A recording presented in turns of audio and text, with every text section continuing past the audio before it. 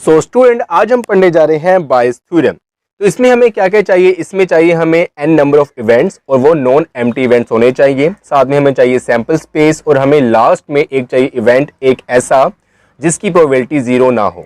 सो हम ये लेट करते हैं जो चीज़ हमें चाहिए। Let E1 E2 so on En are non empty events.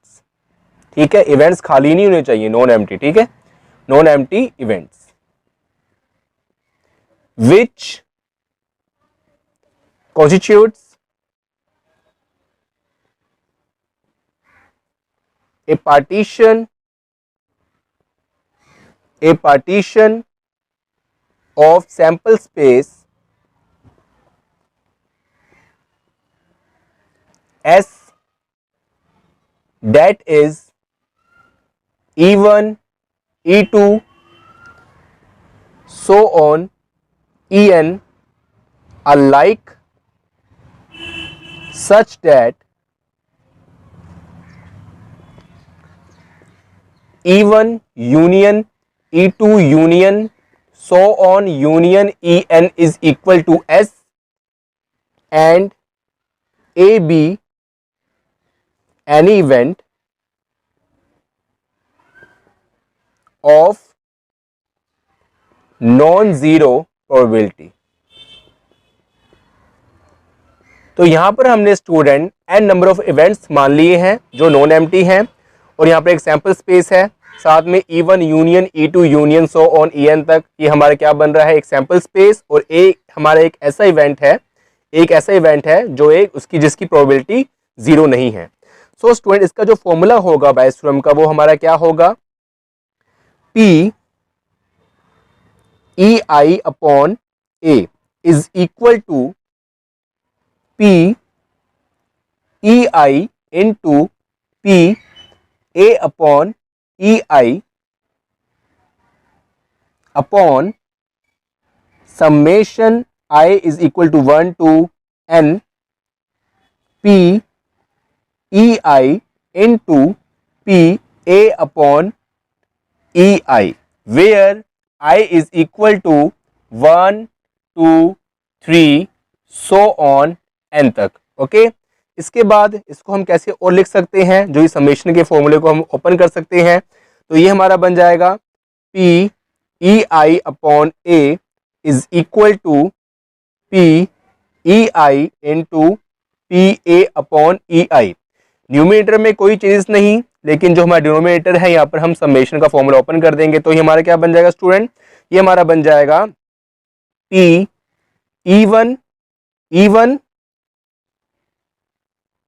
P E1 into P A upon E1, okay, plus P E2 into P A upon E2 plus so on plus P En into P A upon En।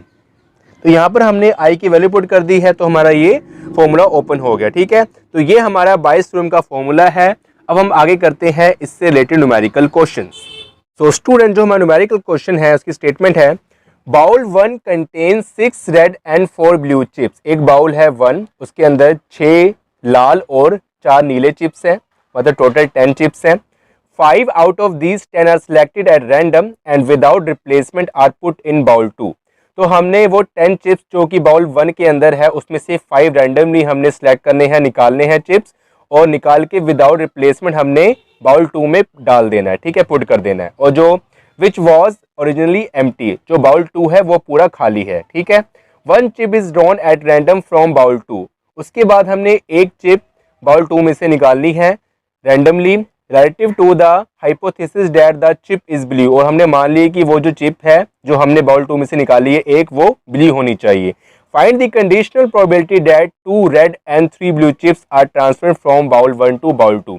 तो हमने conditional probability find करनी है कि 2 लाल और 3 नीली chips transfer की गई है बाउल 1 से बाउल 2 में, क्योंकि हमने टोटल जो चिप्स निकाली हैं वो 5 है, तो उसमें से 2 लाल और 3 ब्लू चिप्स होनी चाहिए। सो स्टूडेंट, हम यहाँ पर लेट करेंगे event.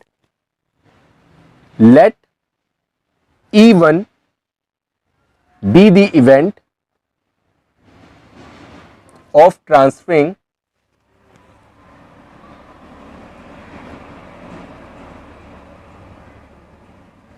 one red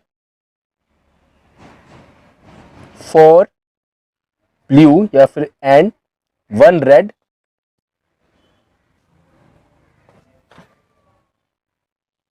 and for blue chips. Okay तो ये हमारा हो गया एक इवेंट. तो उसके बाद E2 बी द इवेंट्स. इसमें क्या है, यहाँ वन रेड है तो यहाँ हो जाएगा two red and three blue chips. Okay student, ये हो गए 5, 2 और 3 5. उसके बाद जो थर्ड इवेंट हमारा होगा वो होगा 3 रेड एंड 2 ब्लू चिप्स. उसके बाद जो हमारा E4 इवेंट होगा वो होगा 4 रेड एंड 1 ब्लू चिप्स. उसके बाद जो हमारा लास्ट इवेंट होगा E5 वो होगा 5 रेड और 0 ब्लू चिप्स, मतलब 5 रेड चिप्स. ओके स्टूडेंट, तो ये हमारे इवेंट्स हो गए E1 E2 E3 E4 E5. अब हमने क्या करना है, अब हमने फाइंड करना है PE1. तो PE1 की वैल्यू हमारे पास क्या होगी, वो हमने करनी है ऐसे कि हमारे पास जो टोटल चिप्स हैं रेड वो है 6 और जो हमारे पास टोटल ब्लू चिप्स हैं वो है 4. तो जो फर्स्ट कंडीशन है PE1, इसमें क्या है, 1 रेड हम निकाल रहे हैं तो 6C1 इंटू और 4 ब्लू चिप्स है तो ये हमारा हो जाएगा 4C4, क्योंकि टोटल जो चिप्स हैं ब्लू वो 4 ही हैं और जो टोटल चिप्स जो रेड हैं वो 6 है. अपॉन टोटल कितने हमारे चिप्स हैं 10, तो हो जाएगा 10C5. ठीक है, क्योंकि हम टोटल 5 चिप्स निकाल रहे हैं. इसकी वैल्यू हमारे पास क्या आ जाएगी, इसकी वैल्यू आ जाएगी 6 इंटू 1. इसको हम सॉल्व करेंगे और ये हमारा बन जाएगा 4, मतलब 6 इंटू 6C1 हमारा होगा 6 और 4 हमारा क्या होगा 1 होगा. अपॉन 10C5 हमारा क्या होगा, ये होगा 10 into 9 into 8 into 7 into 6. Okay, 6 से 6 कैंसिल हो जाएगा और ये हमारा हो जाएगा 1/5040. उसके बाद अब हम सोल्व करेंगे PE2 को. तो PE2 की वैल्यू क्या है हमारे पास, PE2 2 red and 3 blue chips. Total जो रेड की हमारे चिप्स है वो कितनी है 6, उसमें से 2 हमें निकालनी है, ड्रॉ करनी है, और जो ब्लू चिप्स है वो है 3, तो टोटल है 4, उसमें 3 हमने निकालनी है, और जो टोटल चिप्स है वो है 10, उसमें से 5 निकालनी है. तो इसकी वैल्यू हमारे पास क्या होगी, इसको हम लिखेंगे 6 इंटू 5, ये 6C2, इसकी value 6 into 5 into 4 into 3 into 2, ये 4C3 की वैल्यू है, upon 10 into 9 into 8 into 7 into 5 is equal to, इसको हम कैंसिल करेंगे और ये हमारा कैंसिल करने के बाद इसकी जो वैल्यू आएगी वो हमारी वो आएगी 1/42. ठीक है, ये PE1 और PE2 की वैल्यू आ गई. अब हम करते हैं आगे. नाउ स्टूडेंट PE3, इसकी वैल्यू क्या होगी, इज इक्वल टू, PE3 में था हमारा 3 रेड चिप्स थे और 2 हमारे थे ब्लू चिप्स, तो 6C3 into 4C2 upon 10C5 is equal to 6 into 5 into 4, ये 6C3 की वैल्यू आ गई, 6 इंटू 5 इंटू 4, और 4C2 की वैल्यू क्या आएगी 4 into 3 upon 10 into 9 into 8 into 7 into 6, तो ये हमारा कैंसिल करके आएगा 1/21. उसके बाद है PE4, तो PE4 में हमारे हैं 4 रेड वाले चिप्स हैं और 1 ब्लू चिप्स है, तो ये हो जाएगा 6C4 into 4C1 upon 10C5. This is equal to 6 into 5 into 4 into 3, this is value of 6C4 and 4C1 हमारा क्या होगा, is equal to 4 upon 10 into 9 into 8 into 7 into 6 is equal to, इसको जब हम कैंसिल करेंगे तो ये हमारा आएगा 1/21। ओके, उसके बाद है PE5। PE5 हमारी वैल्यू क्या आएगी, PE5